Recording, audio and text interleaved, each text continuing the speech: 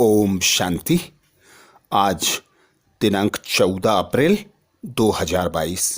मीठे मीठे बाबा की मीठी मीठी मुरली हम मीठे मीठे बच्चों के लिए। मीठे मीठे बाबा बोले, मीठे बच्चे, योग बल से घाटे के खाते को चुकतू करो, सुख का खाता जमा करो, व्यापारी बन अपना पूरा हिसाब निकालो। बाबा आया है और हम बच्चों से कह रहा है, योग बल से घाटे के खाते को चुकतू करो। अर्थात 63 जन्मों से जो तुमने विकर्म किए हैं, जो तुमसे गलतियां हुई हैं, जो तुम्हें कमी कमजोरियां आ गई हैं, अब उन गलतियों को, उन घाटे को, उस कमी कमजोरी को दूर करने के लिए बाबा रास्ता बताते, योग बल। योग बल से ही तुम्हारे खाते चुकतू होंगे, सुख का खाता जमा होगा। व्यापारी बनकर हिसाब लगाओ, किधर तुम्हें घाटा होता है, किधर फायदा। तो बाबा कहते, योग बल से घाटे के खाते को चुकतू कर सुख का खाता जमा करो, व्यापारी बन अपना पूरा हिसाब निकालो। प्रश्न किया आज बाबा ने, तुम बच्चों ने बाप से कौन सी प्रतिज्ञा की है? उस प्रतिज्ञा को निभाने का सहज साधन क्या है? तुम बच्चों ने बाप से कौन सी प्रतिज्ञा की है? उस प्रतिज्ञा को निभाने का सहज साधन कौन सा है? उत्तर में बाबा बोले, तुमने प्रतिज्ञा की है, मेरा तो एक शिव बाबा, दूसरा ना कोई।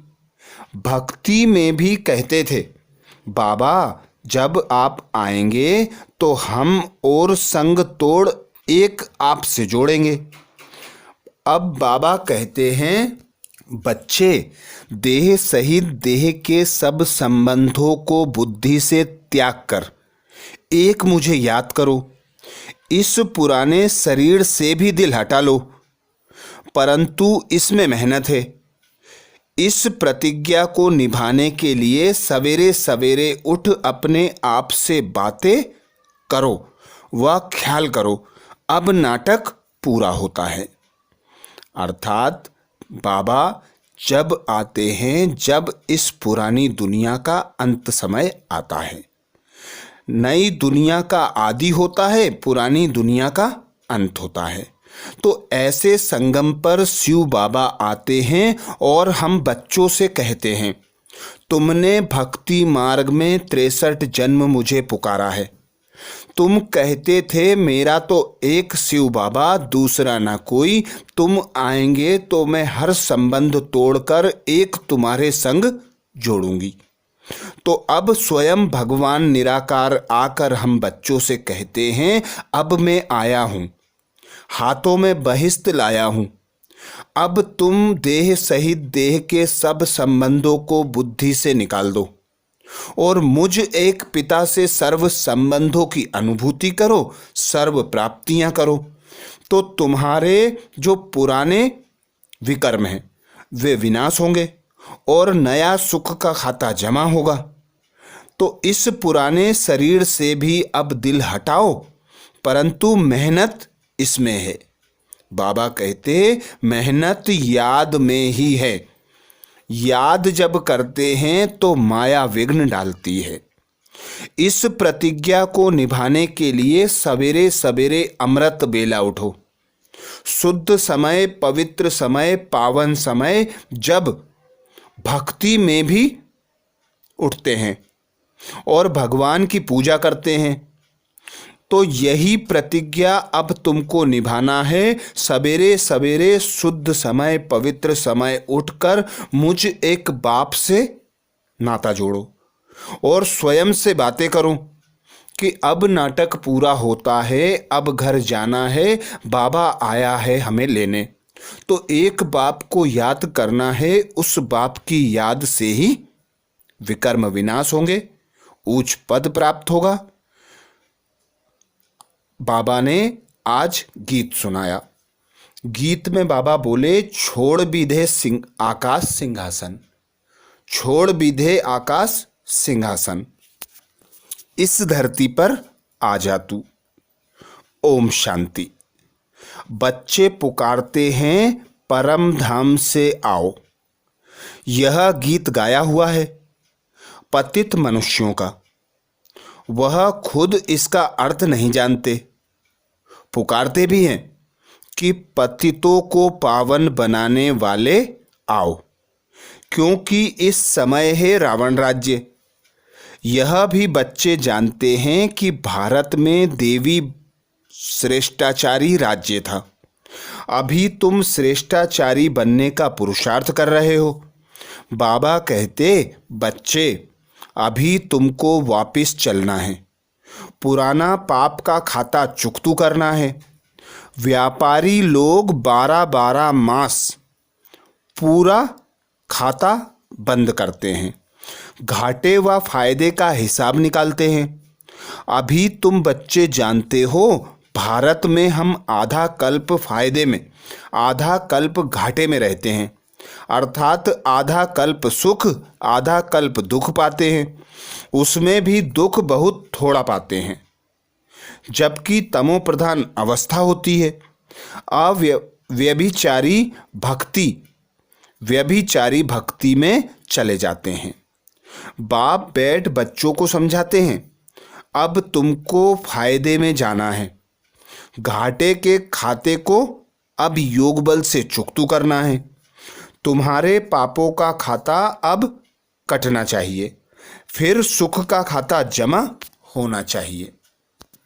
तो बाबा कहते, जितना तुम मुझे याद करेंगे उतना तुम्हारे पापों का खाता भस्म होगा, और फिर पवित्र बन गीता का ज्ञान धारण करना है। यहाँ कोई गीता शास्त्र नहीं सुनाते, यह गीता का ज्ञान भगवान ने दिया है। इस समय मनुष्यों की बुद्धि तमो प्रधान होने के कारण बाप को नहीं जानते, इसलिए इनको आर्फन्स कहा जाता है। तुम समझाते हो कि भारत पुण्य आत्मा श्रेष्ठाचार्यों की दुनिया थी, जिन्हों के चित्र भी हैं। भारत सतयुग आदि में बहुत साहूकार था, और इस्लामी बौद्धि आदि धर्म हैं आरंभ में होते ही थोड़े हैं। धर्म स्थापक आया, फिर जो भी उस धर्म की आत्माएं हैं वह आती जाती हैं। वह कोई राजाई नहीं आती, वह कोई राजाई में नहीं आते, अपने धर्म में आते हैं।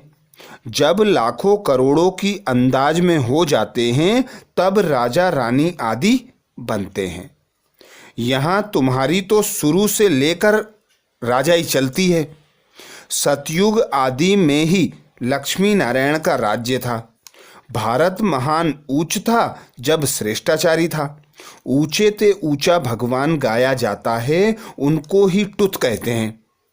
वह आकर सच्ची नॉलेज देते हैं, और सभी बाप के बारे में झूठी ही नॉलेज देते हैं।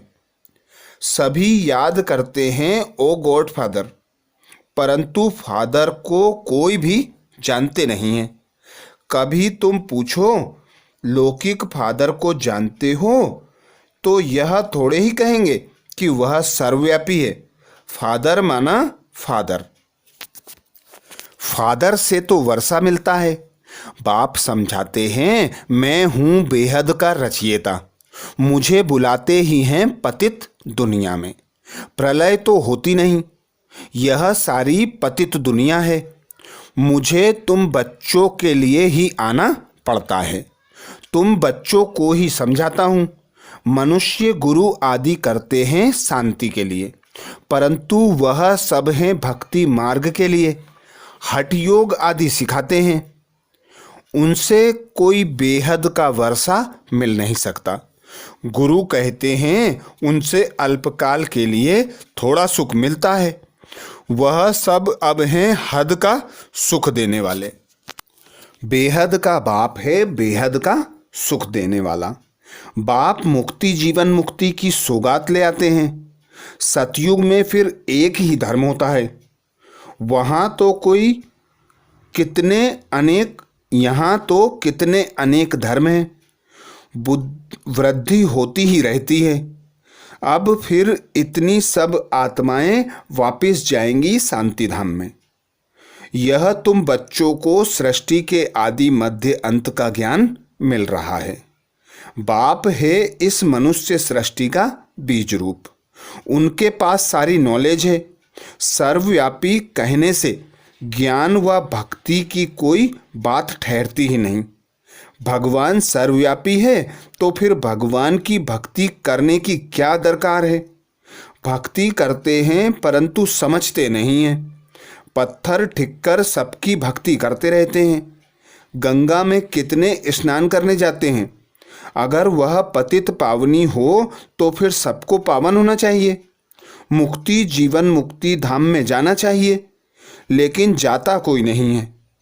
एक गुरु वापिस जाए तो और फॉलोअर्स को भी ले जाए, लेकिन ना खुद जाते हैं ना फॉलोअर्स को कुछ कह सकते हैं। देह अभिमान में बहुत है।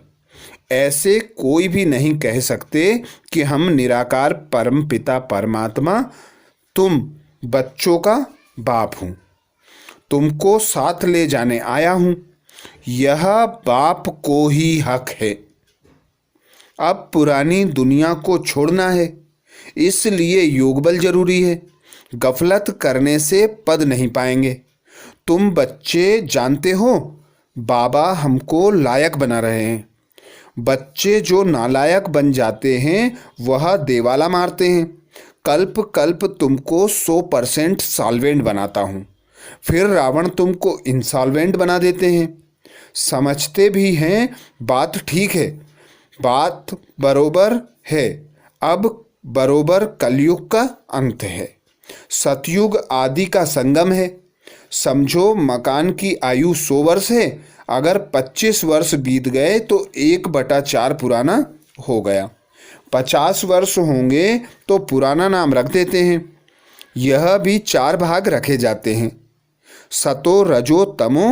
अब फिर यह पुरानी दुनिया से नई दुनिया होगी। गोया सारी दुनिया को नया जन्म मिलता है। यह पुरानी दुनिया है। बाप कहते हैं अब मैं नया जन्म दे रहा हूँ। दुनिया पुराने से नई हो रही है। तुम आए हो राजयोग सीखने। तुम भी जानते हो इस ड्रामा के अंदर हम एक्टर हैं। हम आत्माएं भी शरीर लेकर यहाँ पार्ट बजाने आई हैं। दुनिया में यह कोई नहीं जानता।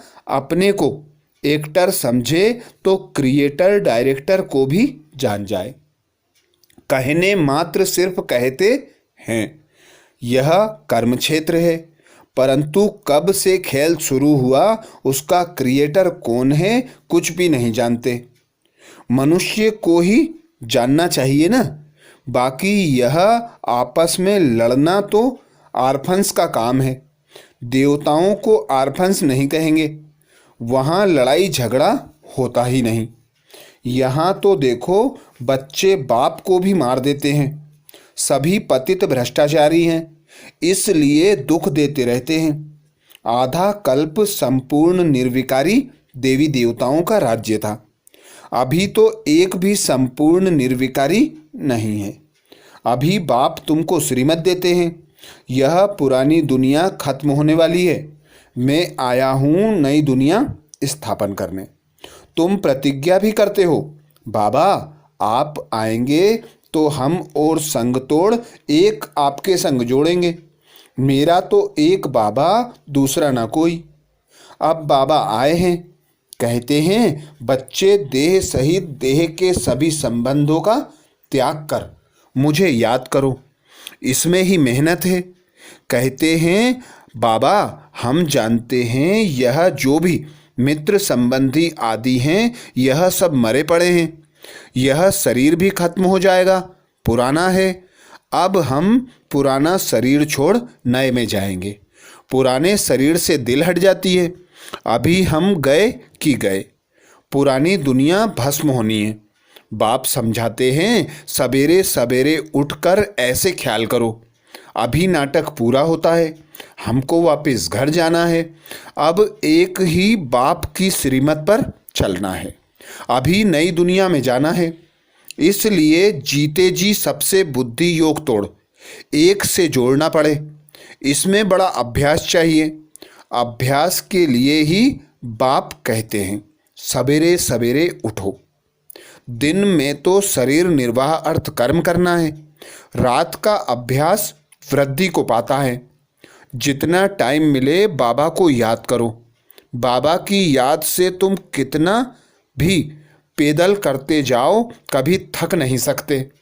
योग बल की खुशी रहती है।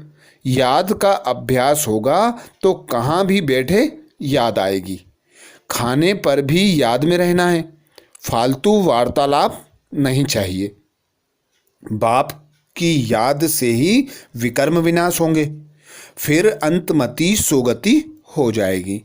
अभी वापिस जाना है। सभी का सदगति दाता, सबको श्रेष्ठाचारी बनाने वाला, शांति देश में ले जाने वाला एक ही बाप है।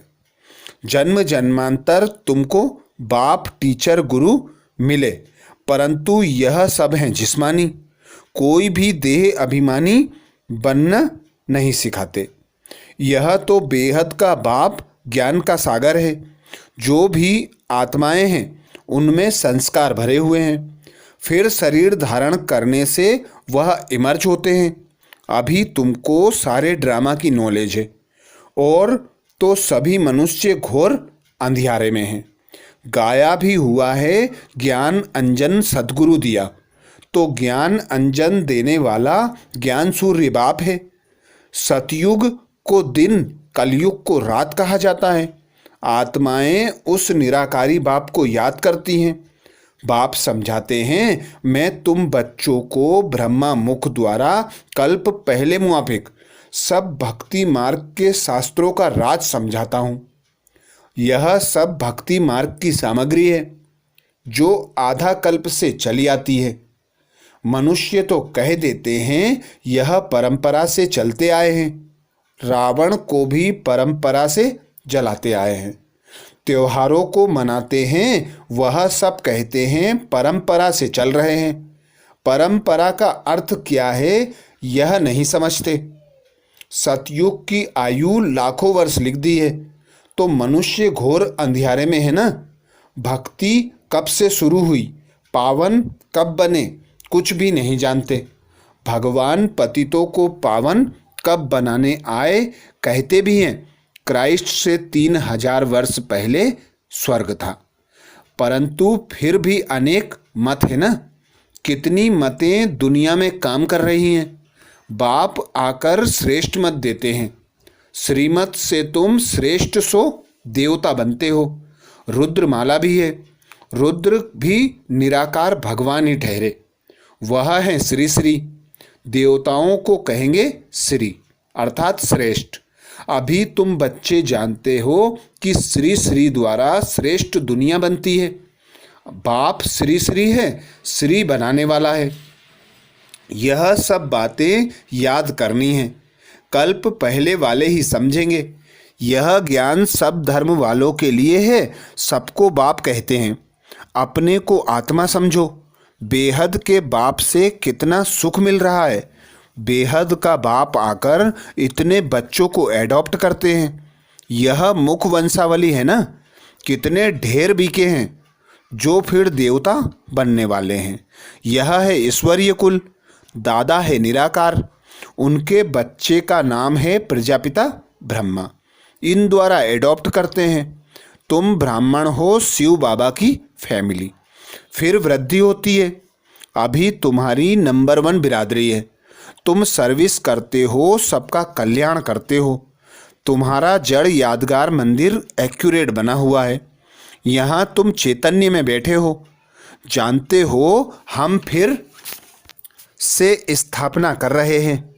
भक्ति में हमारे मददगार मंदिर बनेंगे। भक्ति में हमारे यादगार मंदिर बनेंगे। शिव बाबा ना होता तो तुम कहाँ होते। ब्रह्मा विष्णु शंकर कहाँ हैं। अभी शिव बाबा रचना रच रहे हैं ना। प्रजापिता ब्रह्मा का चित्र अलग होना चाहिए।